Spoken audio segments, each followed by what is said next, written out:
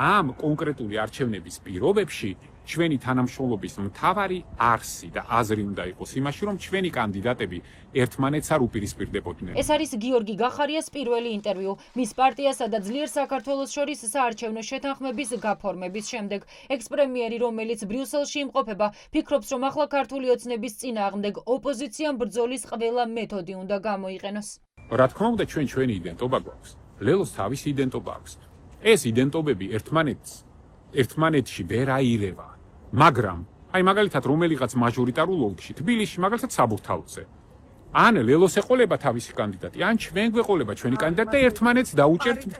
რა თქმა უნდა, და ერთმანეთს დაუჭერთ მხარს. ბევრი რამე გავაკეთე, რომ თბილისის მერობის კანდიდატი ყოფილიყო ისეთი ნეიტრალური კანდიდატი, რომელიც დარწმუნებული ვიყავი, რომ მოუგებდა ოცნების ნებისმიერ კანდიდატს. სამწუხაროდ არ გამომივიდა.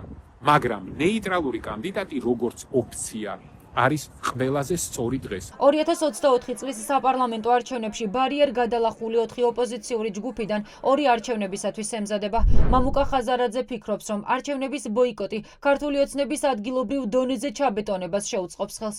ძლიერი საქართველოს პატიმარმა ლიდერმა წერილი რუსთავის ციხიდან გამოაგზავნა, სადაც წერს, რომ ახალი საპარლამენტო არჩევნების მიღწევა და სინდისის პატიმრების გათავისუფლება მათ მთავარ მიზნად რჩება. ადგილობრივ არჩევნებზე გასვლა კი ამ მიზნის მისაღწევად ბრძოლის ერთ-ერთი ეტაპია. სამ თვეში გარდამტეხი ბრძოლა გველოდება, ამიტომ მნიშვნელოვანია, რომ არ დავტოვოთ ოპოზიციური ამომრჩეველი არჩევნების გარეშე და ხელი არ შევუწყოთ იმას, რომ ქართულმა ოცნებამ უპრობლემოდ დაისაკუთროს ყველა ქალაქისა თუ რეგიონის ადგილობრივი წარმომადგენლობა, რადგან სწორედ ეს იქნება ჩვენთვის მნიშვნელოვანი საყრდენი და პლაცდარმი საბოლოო გამარჯვებისთვის. არ უნდა გამოვაცალოთ ქართულ ხალხს ხელიდან ბერკეტი. ბოიკოტი კი სწორედ ქართული ოცნების, ანუ რუსული ძალის ჩაბეტონებას შეუწყობს ხელს ადგილობრივ დონეზე. სად იქნება გიორგი გახარია ადგილობრივი არჩევნების კამპანიის დროს? პირდაპირ კითხვას პარტია გახარია საქართველოსთვის ლიდერი არ პასუხობს. ევროსკოპისათვის მიცემულ ინტერვიუში გახარია ამბობს, რომ არაპირებს ჩაბარდეს ქართულ ოცნებას, რომელიც მისთვის ციხის საგზურს ამზადებს. ასე ოცნებას ნამდვილად არ ჩავყართ. მე ყველამ ჩვენი საქმე უნდა გავაკეთოთ და ვიბრძოლოთ იქ, სადაც უფრო ეფექტურები ვართ. თუ აქ ვარ ეფექტური, ვიბრძოლებ აქ. თუ იქ ვარ ეფექტური, ვიბრძოლებ იქ. თუ ციხეში ვარ ეფექტური, ვიბრძოლებ ციხეში. ყველა ოპოზიციური პარტიის მიზანი ახალი საპარლამენტო არჩევნები და სინდისის პატიმრების გათავისუფლება, თუმცა ამ მიზნის მისაღწევად მათ განსხვავებული ხედვები აქვთ. ბოიკოტის მომხრეები ფიქრობენ, რომ ოპოზიციის არჩევნებზე გასვლით ქართული ოცნება პოზიციებს გაიმყარებს. ნიკა გვარამია, რომელიც არჩევნებში არ მონაწილეობის მომხრეა, ამბობს, რომ ტერმინი ბოიკოტის გამოყენება არასწორად ხდება. ბოიკოტი არჩევნებზე მისვლაზე მეტად, ანუ ეგრეთ წოდებული არჩევნების შემაჯამებელი ოქმის მონაცემებზე მეტად, საარჩევნო ბიულეტინის შინაარსში აისახება. როცა არც ერთი მეინსტრიმული პარტია არ მონაწილეობს, თან კონტექსტი იმგვარია, რომ თითქმის ყველა პოლიტიკური ლიდერი ციხეშია, ამ დროს აპრიორი გამორიცხულია ლეგიტიმური არჩევნების ჩატარება. ზუსტად ამ მიმართულებით ქმნის რისკს ორი მეინსტრიმული პარტიის არჩევნებში მონაწილეობა.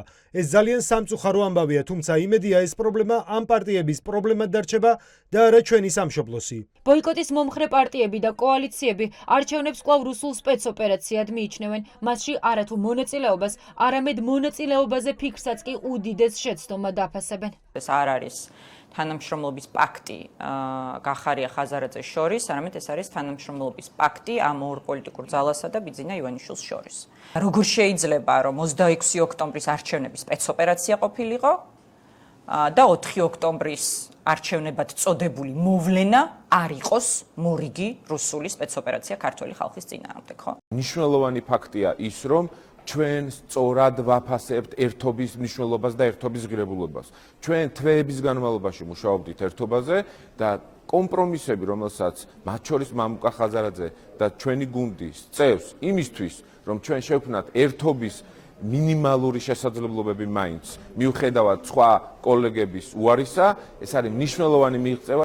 როგორი იქნება 4 ოქტომბრის საღამო ქვეყანაში? ახლა ეს არის მთავარი კითხვა. საარჩევნო უბნების დახურვის შემდეგ რა გეგმა ექნება ოპოზიციას და რა ფინალი ექნება შემოდგომის ახალ პროტესტს?